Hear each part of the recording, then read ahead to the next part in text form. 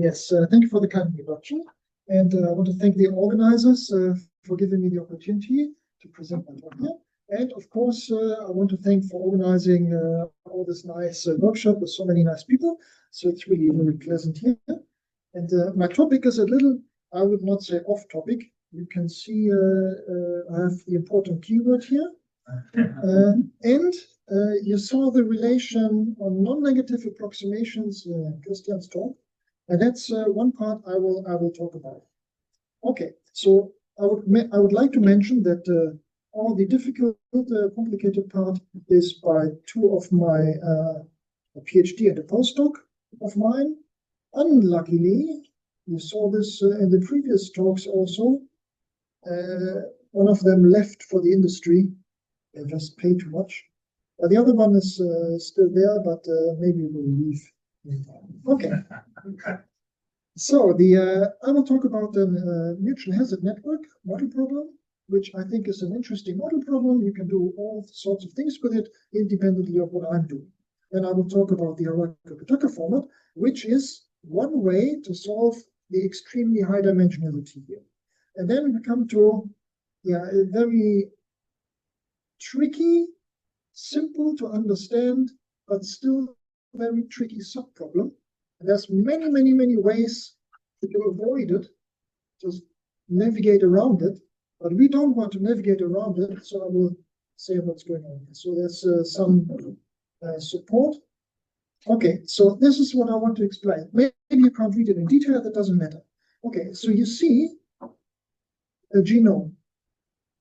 Actually slightly simplified, because I'm looking at possible mutations.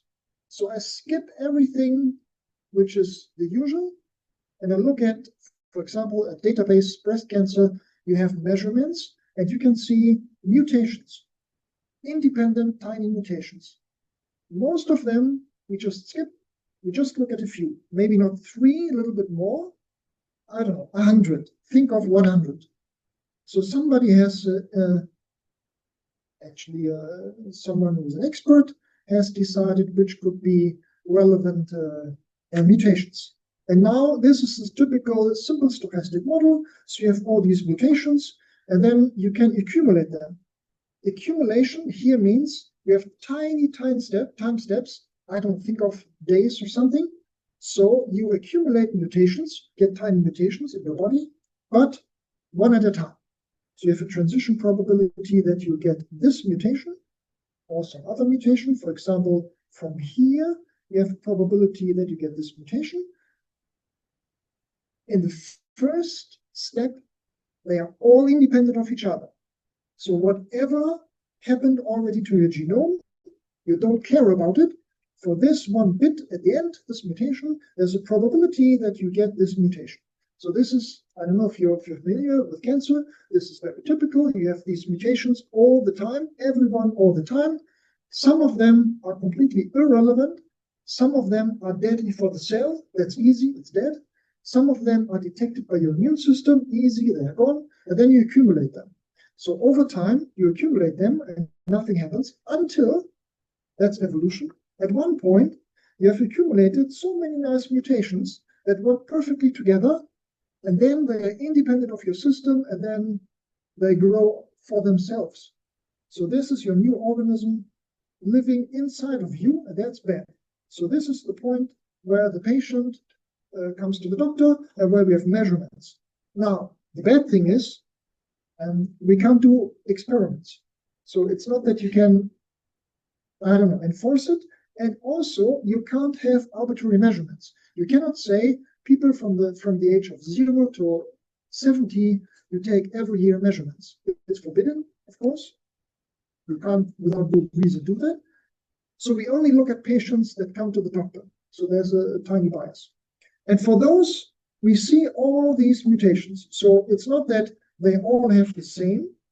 For example, breast cancer, they don't have all the same mutations, but they have different patterns, a certain probability. So you measure, I don't know, let's say a couple thousand, maybe 10,000, and then you see all possible distributions of these mutations. In patients where you don't know when it started, so there's a certain well, something unknown going on behind, but you just take averages, you average over all of the patients, and then you get a distribution of these. So some of them could be healthy, but then you typically don't see them. So we all start off healthy, that's our assumption, and then you see certain mutations. Okay. Yes. Where is this sort of space coming into here? Because I mean, if you talk about these mutations, yeah, that it could be that they're happening in a specific part yes, of the body. that's a good question. The question is, wouldn't it be localized? Yes, it would. For this model, no. So you look at, mixed. I don't know, you look at breast cancer and you assume it's perfectly homogeneous. It's not, of course. Of course, it's much more complicated, too complicated for us. It's very homogeneous. Okay, so this is now the state space explosion, because you see, if I have 100 bits and I have arbitrary patterns, that's quite a lot of possible states. So if I want to do simulations and I want to take all of them, this explodes. And I mean, this is not, it explodes. It's really far beyond the number of particles in the universe, so way beyond. Okay. And we want to compute with distributions or with densities on these states. So you have measurements, you take averages, and you have a certain distribution. And of course, we do simulations, and then we want to fit parameters to the real world patients. And therefore, we want to compute with these entities. And the problem is, it's high dimensional. It's an R to the 2 to the power D. So the dimensionality is the problem. Okay, so formally, so using these transitions, I only told you the transition for one mutation at a time, independently, and then tiny, and you can't read it, you have these arrows, for example, or these arrows. That means one of the mutations will change the probability of another mutation happening. For example, some others are impossible. For example, you have two mutations, and both of them together cancel each other out. That means it doesn't happen. You don't see it. If you see the patient, it's already vanished. Okay, or you could have something which you don't like, an amplification. So if you already have one of the mutations, it increases the probability. So this one here, the basic probability, independent one, is increased by the prior that this is already happened. Okay, so this is the simple model, and that is of such a TensorFlow. So this is going, think of a daily basis, going from one day to the next. This is your transition matrix. And basically, you have all the independent probabilities here, or the parameters, I should say, here. And then these are the ones that I told you that will amplify the thetas, which are basically on the diagram. And so this is kind of homogeneous. This is kind of homogeneous. Things will not depend on time. Yes, you can think of this as a Markov process, and then you just take one step at a time, which means from one day to the next. But the scale is not so important here. What is important?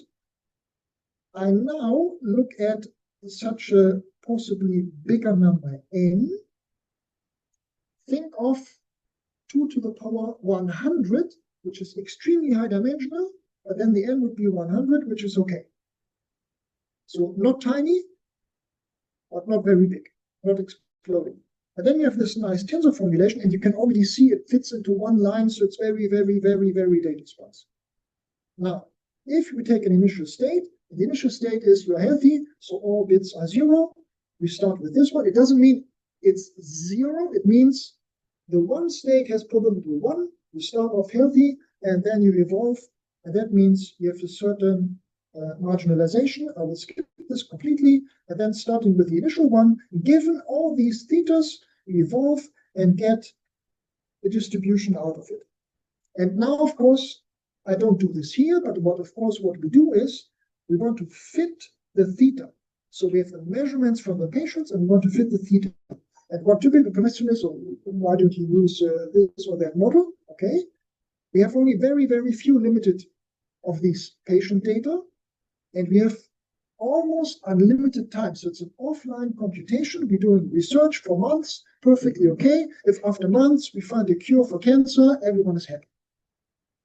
but it can't be longer than the universe exists because of exponential scaling. Then it would be also very interesting, but it's after the universe, so that's too late. But it's not online. It's not like the patient comes to the doctor. That's not the scenario. Okay. Can I ask you one question? Yes, of course. Very interesting. Yeah. Okay, so once you have this specific matrix, you can write the likelihood and everything, and even to make sure that you can actually maximize the likelihood to find the parameters. But somehow, when you put this structure, you're detecting the likelihood in a particular way, right? So when you put this sparse structure, somehow you already parameterize what you're able to allow. Yes, the question is, isn't my choice of this model already limiting what I can approximate and thus gearing me to some directions?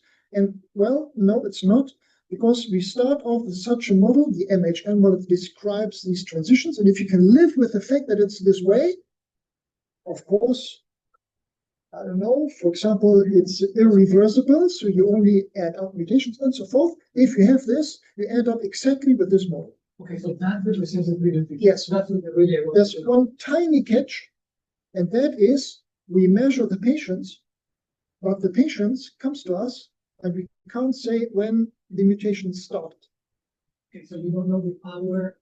And the simplest way is just integrate over time and then say we take the average and that's it. So we just take average of all patients. So we just assume that it's normally distributed and that's it. It's a slight simplification, but that's not the main point. So you can work around with it. Also, how do you measure distances? It's KL divergence that we typically use here, but of course you can play around with that.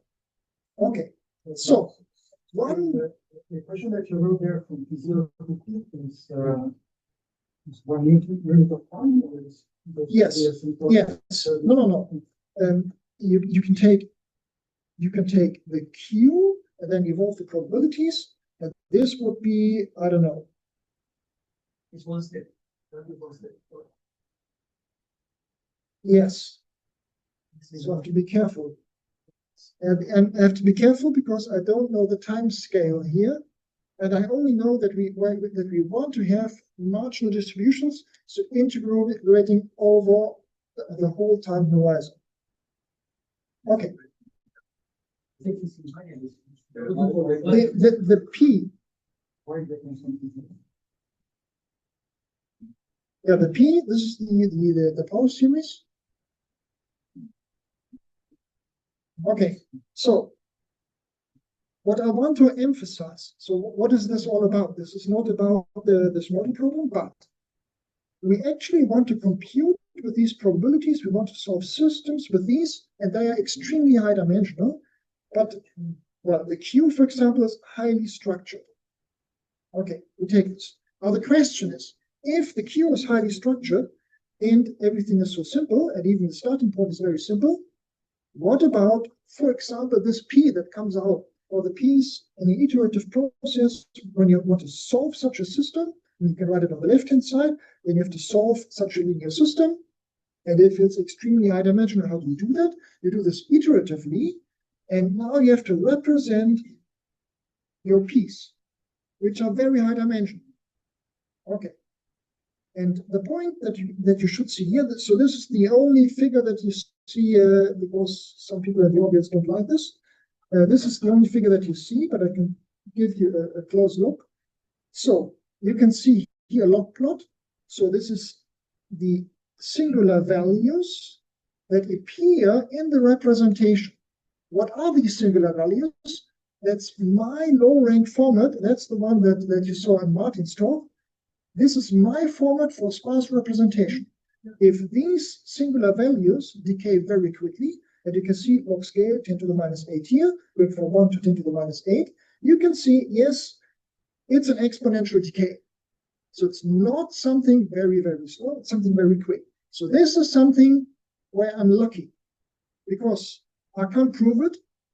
I look at patient data, or I take thetas that I already know I have extracted, look at the simulations and observe the P's that occur, and then these are my so-called matricizations, and it seems that all of them have a nice decay, which is, there are good heuristic reasons for it, but we can't prove it. So therefore we looked at these results. So this was for breast cancer, but that's not the point.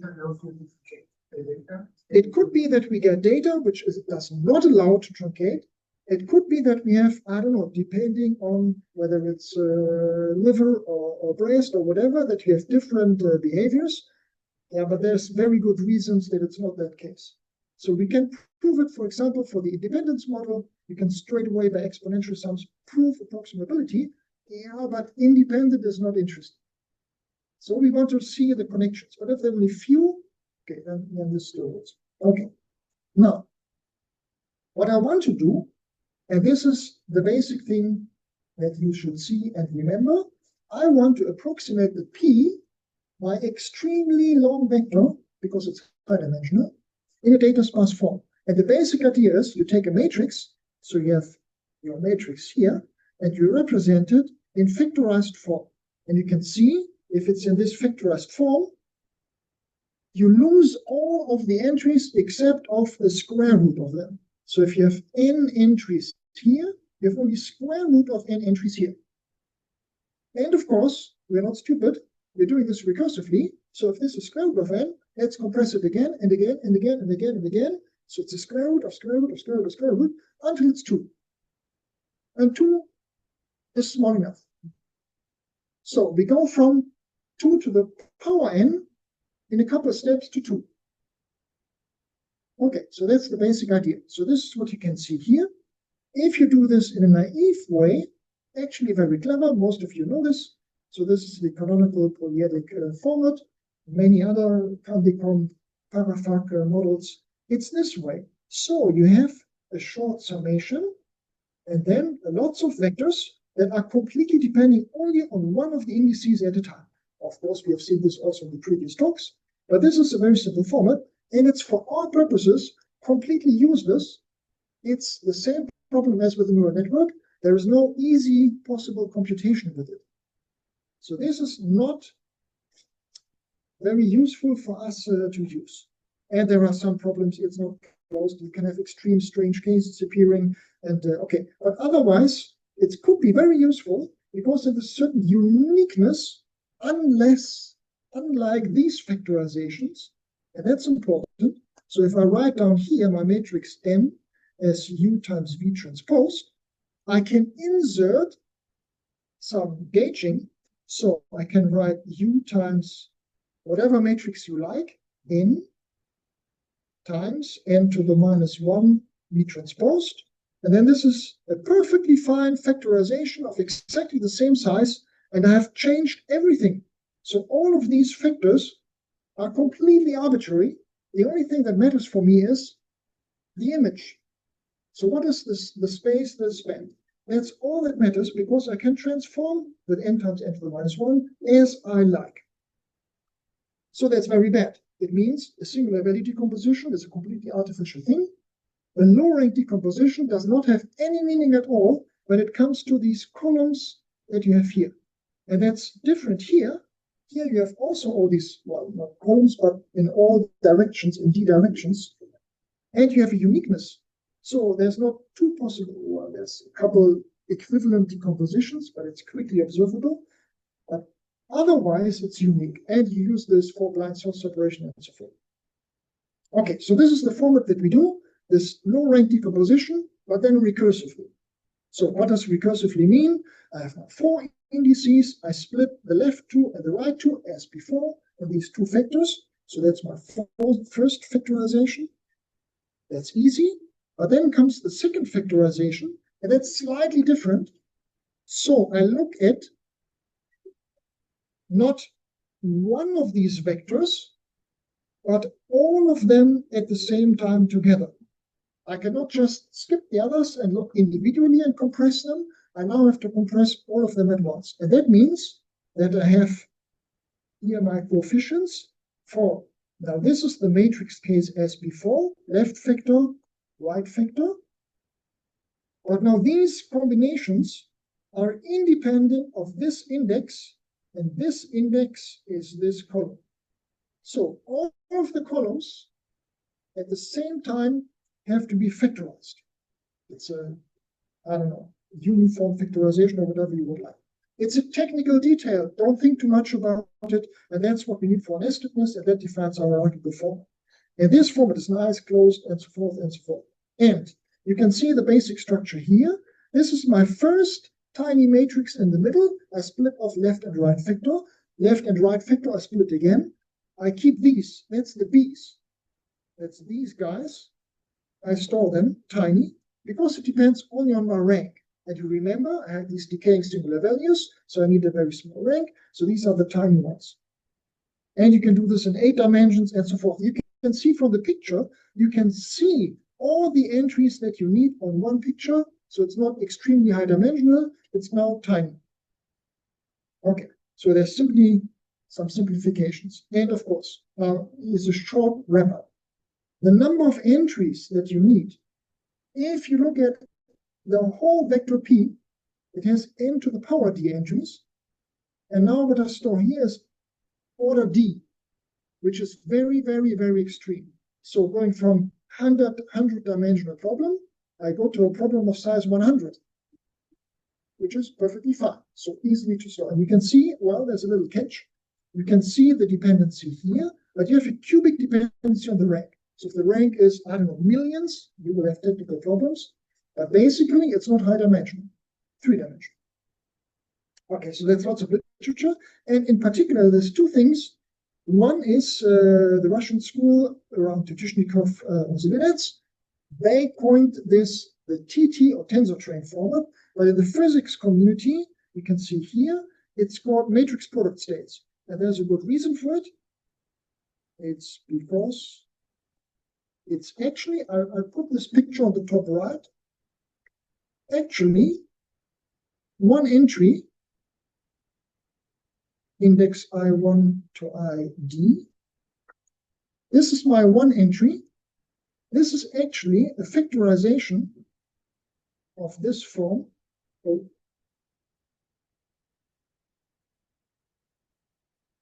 Lots of matrix products, and then this vector. But this one depends on I1, this one on I2, this one on I3, and so forth. So I have, again, similar to the CP, the canonical model, some dependency only on one of the indices at a time, but by allowing here this linear combination in between again and again and again, and there's a certain similarity, of course, to neural networks, because you can reshuffle and mix again and again and again and again, it's a completely different model, it's much richer. Okay, but you can see why it's matrix products, because one entry is a product of matrices. But the matrices depend not on all parameters. One matrix depends on one parameter at a time. So what you do your standard iterative solvers. You can add, subtract, and so forth. The rank will slightly increase. And then you need an SVD or singular value decomposition to find best approximations. And best approximations, that is what's written down here. You would like to find the V in our format that best approximates the U. So I have to compute it numerically by something like a singular value decomposition.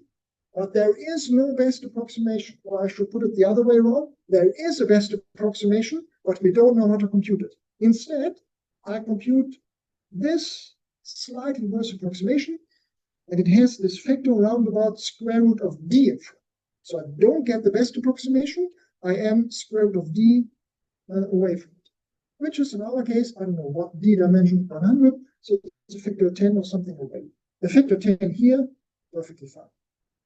Okay, so this is what we want to do. Now, what's the catch? What's the problem? Okay. The catch is the following. So the P should be some probability non-negative. And I skipped this.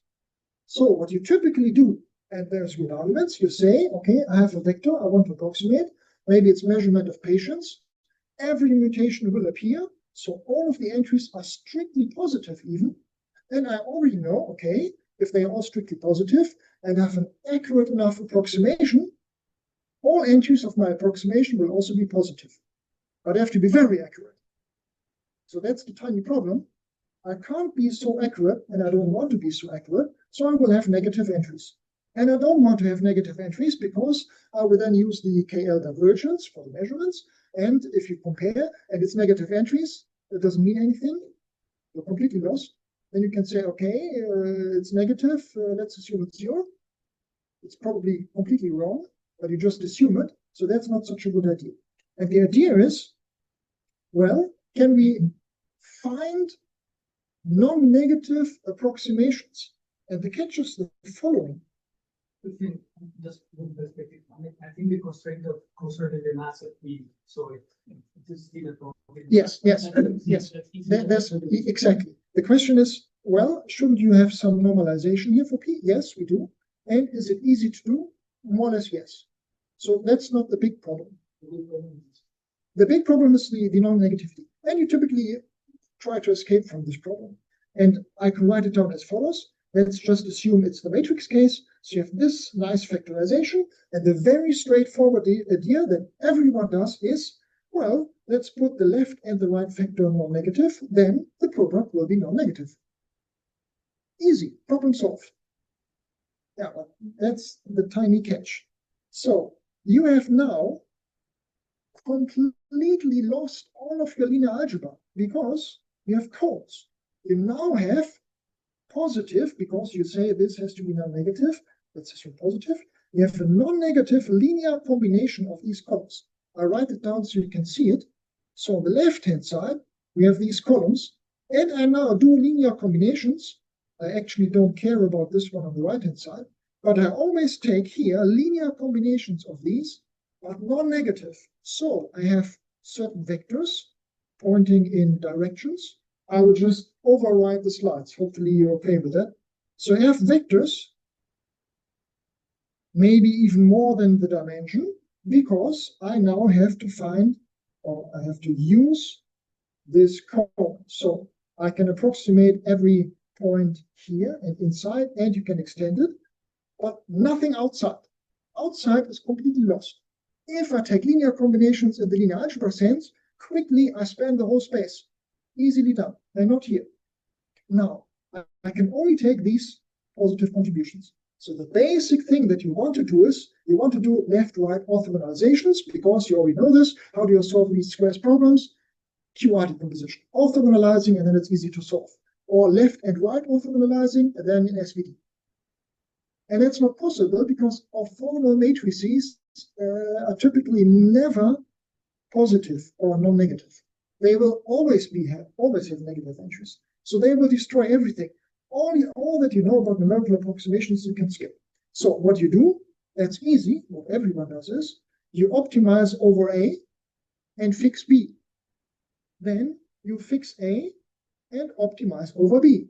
So an alternating least squares approximation with a tiny catch. In your least squares approximations, make sure it's non-negative, which is possible. It's not too complicated. Because these entities that appear, these are of size k of the rank, so I don't know, 100 or 50 or even less. So you can do almost everything with them. Okay, so you do optimizations. And why does it not work? So I actually wrote it on the next slide. That's the idea of the quasi-orthogonalization. I will show you. So you want to do, you have this matrix factorization. Let's say P is equal to A times B transposed. And you know that you have this gauge freedom. And you can write it as A times any matrix that you like. I don't know. I call this M now for good reason. Times M to the -1 times B transposed. So you would like to choose M such that this is orthogonal. This is what we like to do. And we already know that's impossible because orthogonality, this is our enemy. That doesn't really work. So I want to do something which makes this almost orthogonal. What does it mean, almost orthogonal? I want to change these vectors here so that the span is bigger. If I'm happy, if I'm lucky, I get almost a complete space because I've chosen them very independently. If I have bad luck, they are almost all pointing into the same direction, and then, okay, I have only a tiny cone for the approximation. So I want to optimize this. And now you would say, okay, this is a nice mathematical problem. Let's take matrices M that are non-negative and matrices that have the probability, the property that also the inverse is non-negative. That's a good idea. Let's take these matrices. And of course, it works perfectly, but that's the diagonal matrices. So you can use diagonal matrices with non-negative entries. Okay, it works. And that's what people do, a diagonal rescaling perfectly. Of course, you do this. If you're not stupid in numeric analysis, you will always do this, rescaling of rows. And that's it. So all your tools are now diagonal rescaling. And that doesn't really change much. Now, you don't need, this is complicated. I indicated this here, but this is way too long to explain. So you have to multiply here with m and here to m to minus 1. One of the two you don't know. Let's assume you don't know m to the minus 1. So here we only know that m to the minus 1 is, now this is entry-wise non-negative. So we do know this. We don't ever compute m to the minus 1. We don't want to compute this product. We only know it is. On the left-hand side, we do something completely different. On the left-hand side, this is not strictly greater or equal to 0, but this guy, this is non-negative. So my vectors, you remember, here, if I only take linear combinations of positive coefficients, I stay in the cone. I'm lost. I'm trapped in the cone. I have to escape. I need a vector outside of the cone, but not arbitrary, like in your picture. If you're close to the axis, you get negative entries. That's forbidden. So I'm allowed to do this. And now you come up with any way or heuristic. I don't know, maybe something new will pop up, but it's very complicated to come up with anything because you have to know that the inverse will be non-negative. Otherwise, it's completely broken down. So you need matrices where you know the inverse is non-negative, and that can change these columns. And that you do one column by the other. So you pick out one column, change this one, so it's bigger, so it's outside here. And this can easily, well, it's like in BFGS, so there's a procedure that you can do this. You can improve one of them. Because it's such a simple improvement, you can actually make sure, because you change only one of them, that this is still non-negative. This will be non-negative by theory, by construction, and then you're done. And then you do this one column after the other. You don't need this one, because if you want to optimize for B, and you want to orthogonalize or standardize A, then you do this. And in the next step, you want to optimize over this factor, so you don't have to compute it, because that's the next computation step. So you only need to compute this one, and then the right factor. Okay, so that's the basic thing that you should take away. So you have this gauging condition, some freedom. The freedom is very limited, because it has to be non-negative, or at least one of the two has to be non-negative, and the other one has to make this non-negative. So there are restrictions, and you can come up with any new idea for m at m to the minus 1. I can warn you, it's complicated. There are not so many very good ideas. And the few that we know, that's what we did. And this now will change this range for these vectors. So the cone, the positive semi-definite range of these vectors. And that's, of course, very important. So it's important for matrices. But in our case, for tensors, it's very important because we will have these optimizations one after the other. So re-orthogonalization and then optimizing. Orthogonalization is forbidden, but if you have this long chain and you never re-orthogonalize and don't change anything, you can lose a lot. And this is what you can see and what is visible. Okay. So the constraint is on the curve, right? Yes. Yes. This is my new left vector. Yeah. So I wrote it down here that it's this one, the V. This one is my new left vector. So this has to be non-negative. And the right vector I don't care about. I only need to know it exists. I need to know there is some right vector so that the same P is represented in this way. Now I have the left vector computed. What do I do with the right vector? I optimize over the right vector. because in the end, I want to approximate P by P tilde. So yeah, this is my P tilde I want to compute. I have the old one, which was nice. It has this representation. I want to find a better, sparser representation. I want to optimize, and that I do over one of the factors at a time. Or you can see this here. If you have many factors, you always optimize over one factor at a time. That's the alternating least squares. Because if it were not a cone, standard linear algebra, it would be a standard least squares approximation problem, one after the other. Very simple, it works perfectly. It's forbidden, it's not forbidden here, but you want to do this now with many factors. Keep all of the factors and only optimize over one. You're quickly lost because your vectors that you've chosen, then most of these factors are not very good, and you can't catch up with it because linear combinations are forbidden. So these vectors limit the cone that you can see.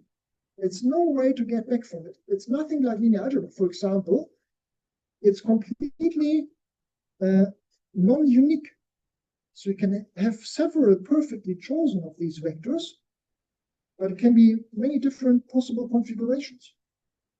Okay, so many things are different. It's not linear algebra, but I only need to know that this factor is non-negative. Then I can optimize over this one, and they can alternate and so forth. So you can see this as I've depicted here. You want to change columns one at a time. Okay, so then you can increase what you can see in your cone, and then you can hope that you come close to what you know from linear algebra with best approximations. That was our theory. So that was where we can prove, this factor is square root of D. Only if you really take the best approximations by the singular value decomposition. We don't know how well this works. I will not show the experiments. You can see in the experiments, it's much worse. So it would be much better to just take a high accuracy approximation. Forget about positivity. Yeah, but that was not the object of our research. If you want to include this, yes, you can do this. And we end up with an alternating least squares problem, which is not completely trivial. I skipped a little bit. One part that I skipped, if I want to replace one of these vectors with a better one, how do I do this? It's a non-linear optimization problem itself, but a tiny one. A tiny one means you put it into MATLAB or something, and it's more or less easily solvable, even if the complexity is non-trivial, very non-trivial, but it's tiny. So I would say that's not the problem. That's not the bottleneck.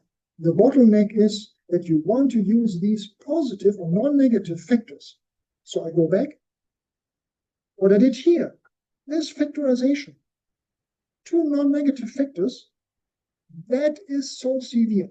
Maybe this is not a good idea. Maybe one should come up with something else. Maybe we don't need positivity or non-negativity here. Maybe it's only that the result is non-negative. Well, maybe that's an idea. Maybe I do calculations. I'm lucky. Everything is non-negative. So why not do that? There is no way to check whether the P that comes out in a high dimension is indeed non-negative without looking at all of these entries, which are more than particles in the universe. So you have a very compact representation. You see this in front of you. But of course, in the matrices, there are positive and negative entries. And you really can't see, is this positive or negative or mixed? If it's rank 1, you can see it. Yeah, because then you have a product of lots of numbers. If a number of negative ones is even, it's non-negative. If it's odd, it's negative. So you can check, are there some positive or negative, and then it's good to see. Only rank 1. Rank 1 is so nice and works so perfect. You can think, well, rank 2 can't be too complicated. Okay, tell me some solution for that without inspecting all the entries. So even for matrices, don't look at n squared entries. Come up with something else. Even rank 2. I put it down here. You can see it. 2 vectors times 2 vectors. And my question is it non-negative? Can you check this without going through n squared entries? And I can't. Maybe you come up with an idea. So far, never has anyone come up with an idea. Maybe you can prove it's possible. In the tensor case, it's even clearer that it's impossible because you have so many factors and it's so high dimensional. Okay, you lost. So that's why people do exactly that. You give up. But you give up a lot. Yeah, unless you take some heuristic and say, yeah, I don't know, some many heuristics where you say, let's take some approximations, some shifts or whatever. Yeah, okay, you can do that. Otherwise, you take this one. Okay, so now, very important point, the PhD thesis, okay, it's very complicated, very deep. Be careful. It's just appeared by Maren Klever. And we also have an article in Electronic Transactions on Numerical Analysis, very good journal, electronic journal, supervised by us. So we have here the publication, which is, I think, readable for not complete experts, where you can see all of this, in particular the matrix and the tensor case. And for the matrix case, you can see all the details on how you can find these matrices M that have this nice property. Okay, so that's all. Thank you very much for your attention.